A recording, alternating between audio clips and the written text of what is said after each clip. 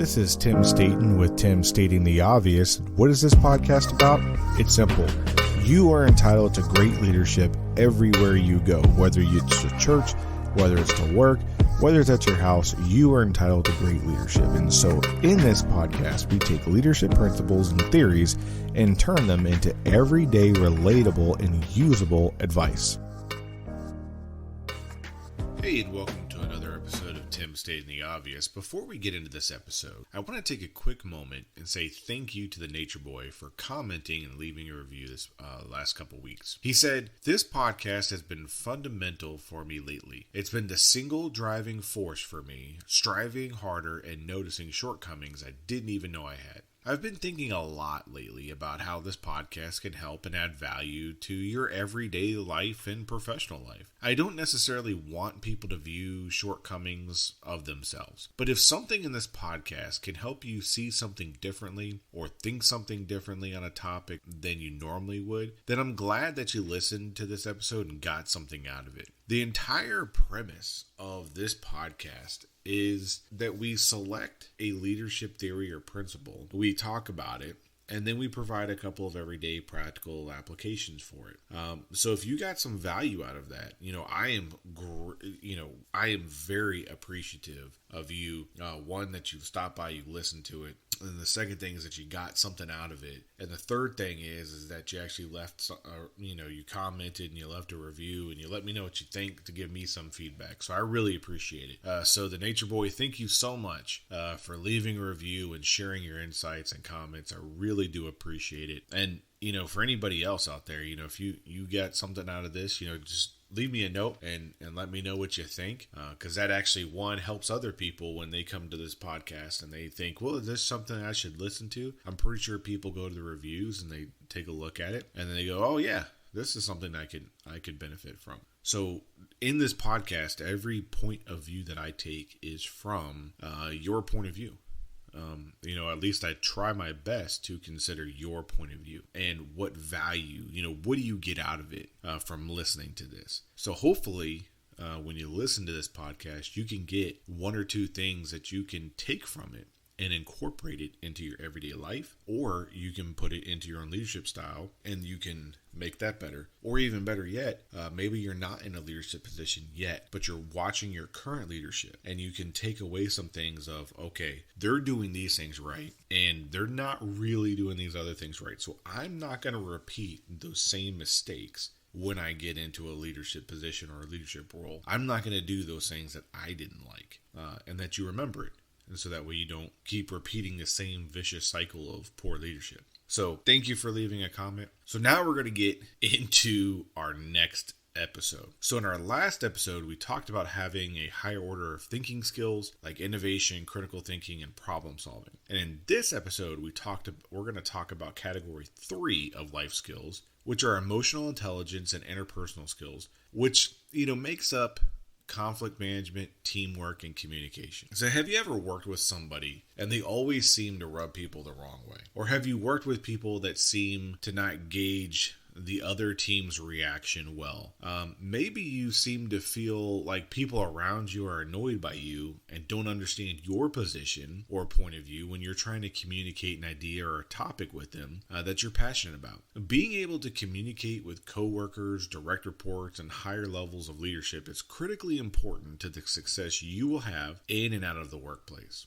Interpersonal skills go a long way, but if you look up the definition of what interpersonal skills are, you'll find that they define the word as skills that contribute to dealing successfully with other people. And I don't really like that definition.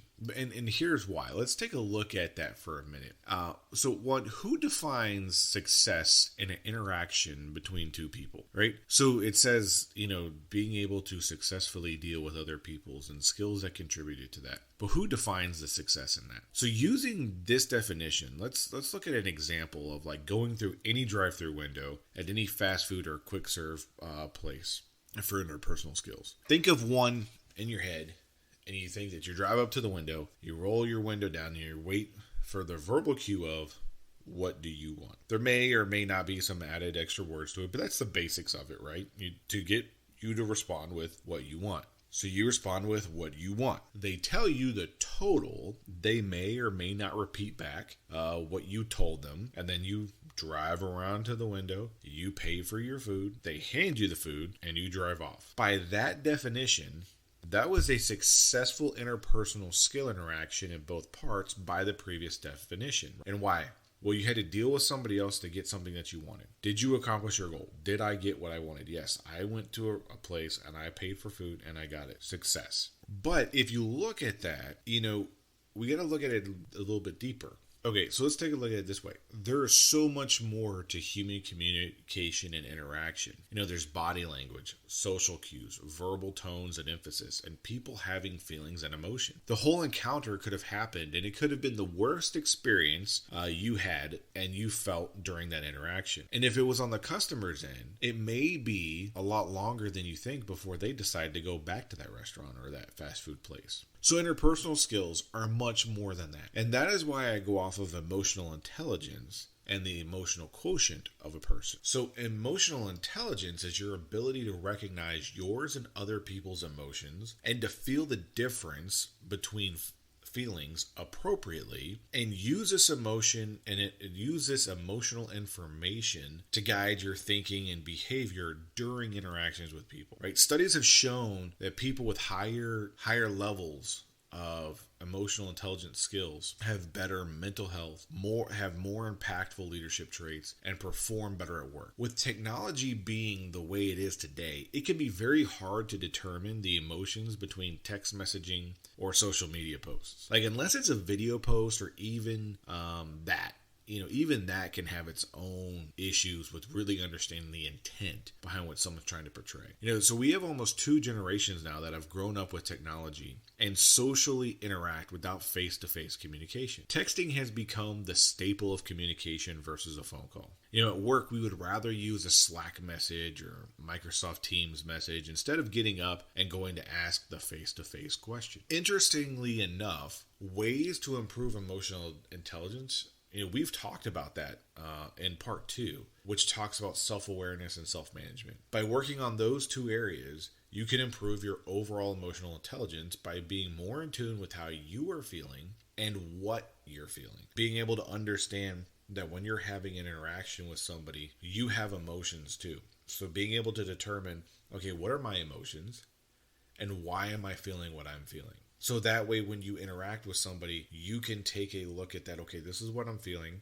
and this is why I'm feeling what I'm feeling. Now I need to understand what that other person is feeling and why they're feeling what they're feeling to seek understanding. So that's the biggest difference between interpersonal skills and emotional intelligence, right? So emotional intelligence are a set of skills that can help interpersonal skills, but I would say focus on your emotional intelligence factor more so than just being able to talk to people. Because just because you can talk to somebody doesn't mean, 1, that you're seeking understanding, or 2, that you understand them.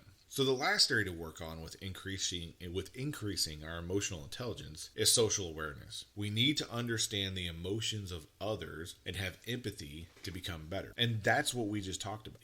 Being able to understand where that other person is coming from, so that way we can communicate to them at a place where they will receive it. So in working on this can help us become better communicators. Communication is very important in your personal life and in your professional life. And I explain that communication is like an email. Just because you send an email out to somebody doesn't mean that the other person, received it. It doesn't mean that they read it.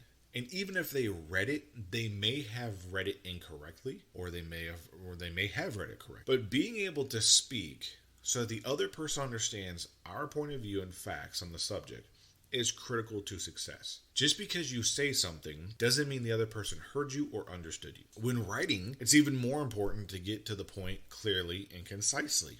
The average person has about a 35-second attention span when it comes to written communication. If you do not grab their attention up front and clearly get your point across, you can quickly find yourself in the boat of not being heard or misunderstood. And I have come to find this more so in the recent years than when I was more junior. I had bosses and leaders used to tell me, you're very long-winded in your emails. You're very long-winded in your emails. And my thought process was, well, I want to be thorough. I want to make sure that you understand what I'm saying, and I want you to get all the details behind it. But, now that I'm in, positions of greater responsibility, and I have about 400 to 500 emails a day that I got to get through, and I limit myself on how much time I spend on email, so that way I can get around and talk to people and see what's going on and have interaction with people. So I specifically limit my email. But what I also do is I also tell people, one, get my attention in the subject line. And so I tell people right up front, especially if we're going to work together, I say, look, if it's some information, right? If you're sending me information, something that you think I just need to know, but don't need to read like right now, in quotation marks or in parentheses at the beginning of the email, just put information and then whatever subject that you're putting. If you need me to do something, like if you're asking me to action something, if you need me to weigh in on something, put action in the subject line. That way, when I'm looking through, action, I need to action this. Let me see what this is. If you need me to make a decision on something, put for decision in the parentheses up front in the subject line. Okay, somebody's waiting on me to make a decision on something. They can't do something else until I act and make a decision on this. So that way I can sift through, very quickly what's important and what's kind of nice to need to know, but not necessarily very vital or important. And 17 years ago, I read a book called Talk Less, Say More. And I find it very useful to today. One, because all my previous bosses and leadership said, hey, you're very long-winded. You tell too much up front. Just give me what's important. Give me what's important. And I find the same thing today, telling it the same thing to other people. Just give me what's important. What are we doing? Give me what's important. And so I found this book to be very helpful because it helps you understand, what are the most important things to say and to say it up front, right? So this is your bottom line up front, or this is your bluff. Writers for newspapers do this often. When I was in college and I was taking one of my newspapers classes that I had to take for a communications course, they talked about writing in a inverted pyramid style or a pyramid style where you put the most important information up front because the likelihood of anybody reading the whole article is very slim. Only those who are truly interested in about that topic or that specific article will read the entire article. It has nothing to do about you as a person or your writing ability.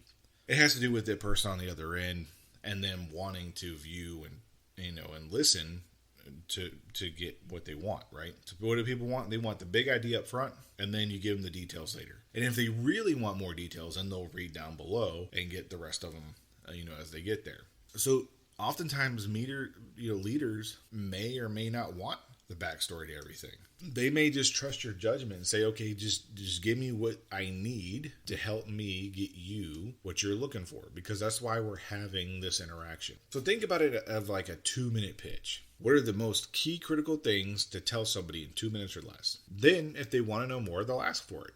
And be ready to give the details once they ask for it. Because in the world of like fluff and excess, you don't want to make your leadership sift through what's important to find out what's really important. So you need to do that for them. So that way you can let them know, hey, this is what I think is really important. And then if they think you missed something, they're probably going to ask some details. And then that way they get their perspective on it. And I don't know how many times I've had people come in my office and they come by to talk to me. And of course, it's usually right when I'm in the middle of something, but I stop what I'm doing and I talk to them because they're there and it's very important. So I give them my full attention. And about 35 seconds into them talking, I find myself going, what are we talking about? I have no idea what we're talking about. So then I have to stop them from talking and say, okay, I see that like this is important to you and it's important enough for you to bring this to my attention. And you have more knowledge and background information than I do. So I just need you to tell me, like, what is it that we're talking about? Like, I'm not trying to be rude, and I know it comes across as rude,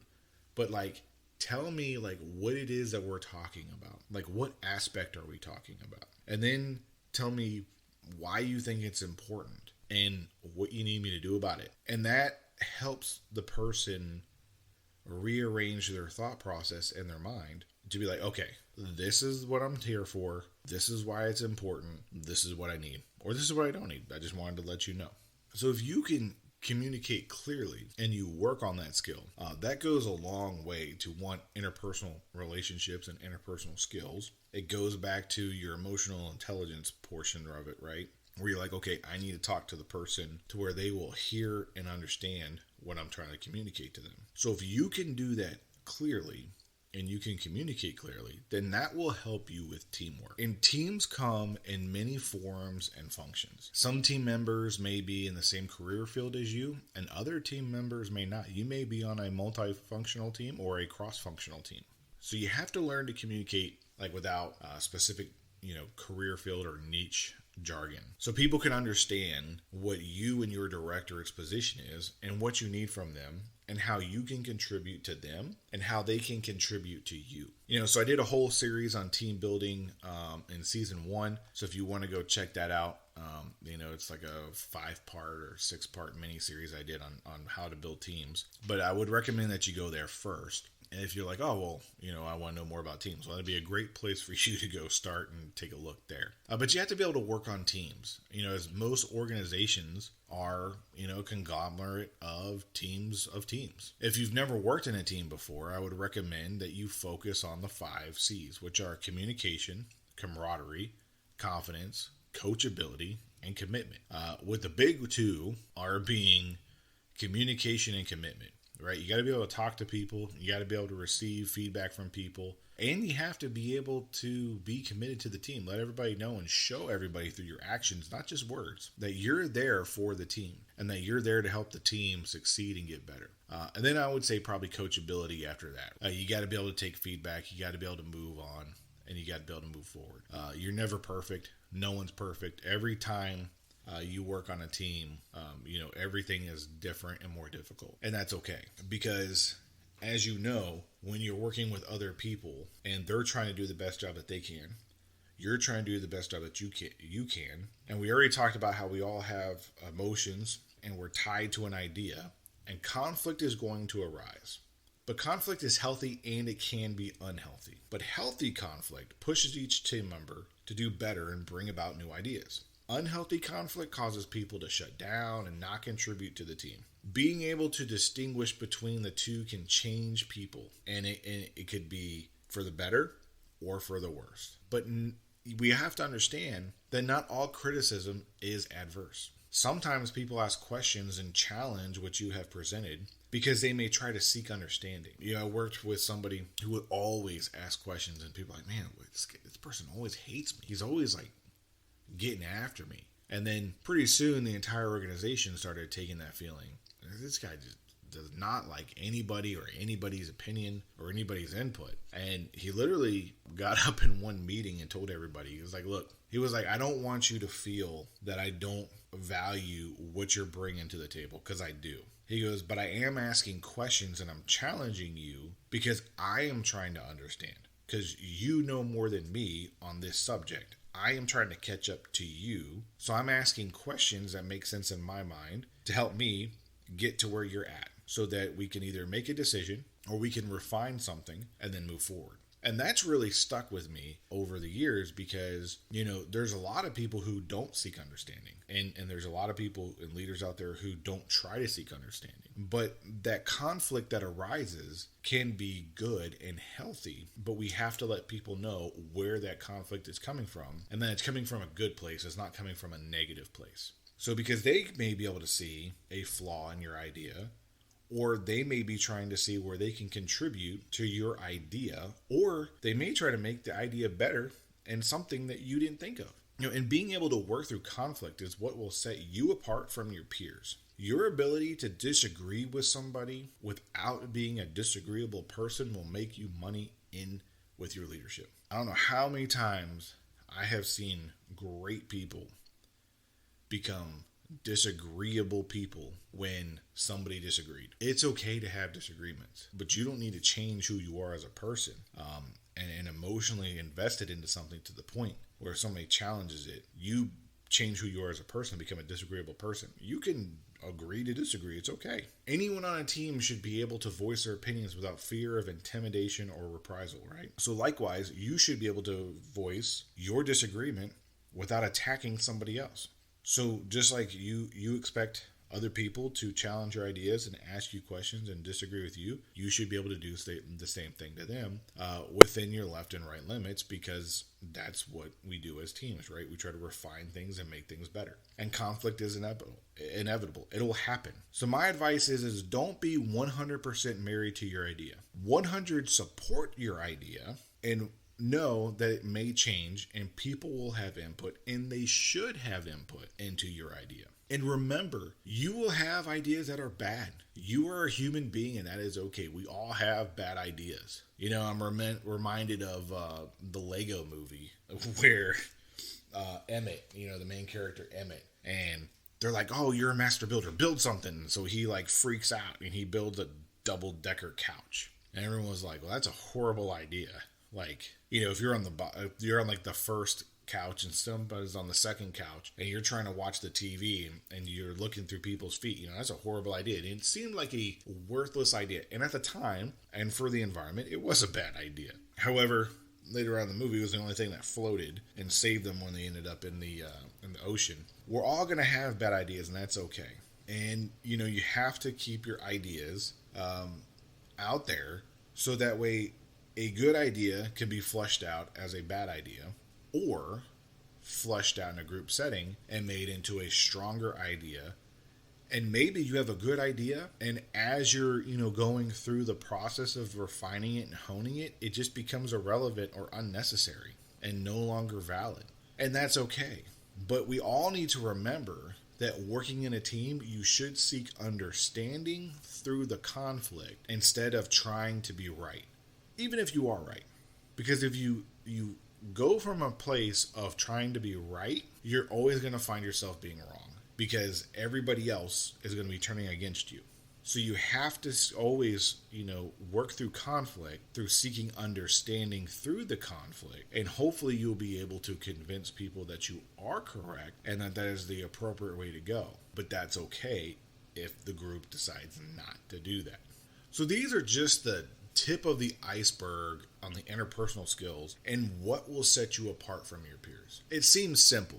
However, practical application is much harder than you think and requires you to be intentional about every single interaction, which in itself is incredibly difficult and could be taxing on your mind, right? So if it's not a skill that you've already developed, but you're intentionally interacting and you're treating every interaction with every person with judging, what are your emotions? What are their emotions? How can I talk to them so they can understand me? How can we work through conflict so that way we can reach a mutual understanding at the end and not seek who is right and who is wrong? So with that, you know, that can be incredibly tiresome, having to work through every single interaction like that.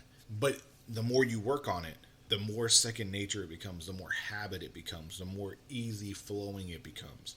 And then that is going to set the things that will set you apart from your peers, and it'll be very noticeable. So I hope you like this episode about the life skills and having interpersonal skills. If you haven't followed or subscribed to this podcast, please do that before you leave and hit that notification icon so you can be alerted when a new episode comes out. Also, I would ask that if you could share this podcast with one or two other people who you think might like it, please do that. And again, thank you for stopping by and listening.